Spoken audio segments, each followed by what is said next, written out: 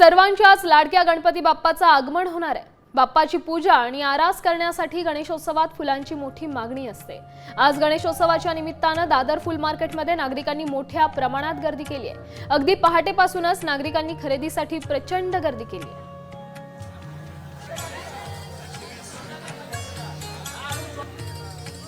दादरच्या या बाजारपेठेतून आढावा घेतलाय आमचे प्रतिनिधी गिरीश कांबळेंनी।